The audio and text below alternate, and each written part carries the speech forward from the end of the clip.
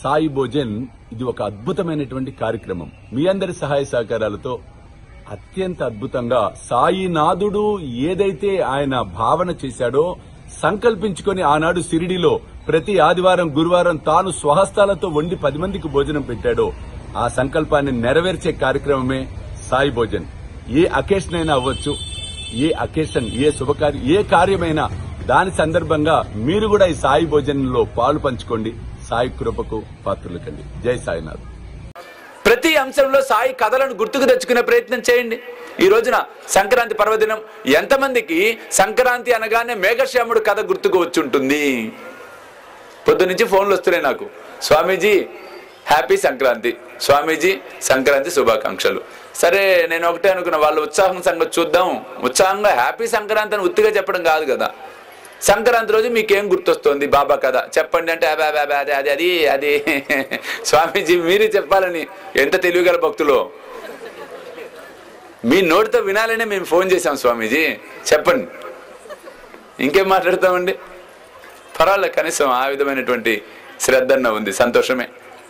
మరి సంక్రాంతి పర్వదినం అనగానే మేఘశ్యాముడు కథ గుర్తుకు రావాలి మనకి. మేఘశ్యాముడు బాబాకు గోదావరి జలంతో అభిషేకం చేసిన ఘట్టం మనకు గుర్తుకు వచ్చేసేయాలి. సంక్రాంతి అంటే వచ్చేసేయాలి గుర్తుకు. హోలీ పండుగ అంటే చాలు, హేమాడు పంతు హోలీ పండుగ కథ గుర్తుకు వచ్చేసేయాలి మనకి. ఎవరింటో అన్న వరలక్ష్మి వ్రతమో ఉద్యాపన అంటే చాలు, బీవీదేవి కథ గుర్తుకు వచ్చేయాలి వెంటనే.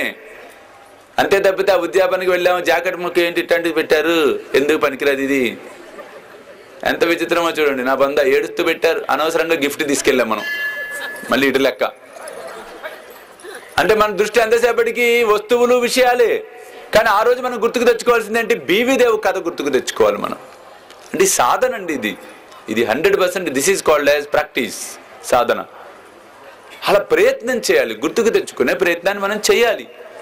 ఎప్పుడైతే ప్రతి అంశంలో సాయి కథనే మనం చూసే ప్రయత్నం చేస్తామో ఆ రోజున సాధనలో చాలా ముందుకు వెళ్ళిపోగలుగుతాము.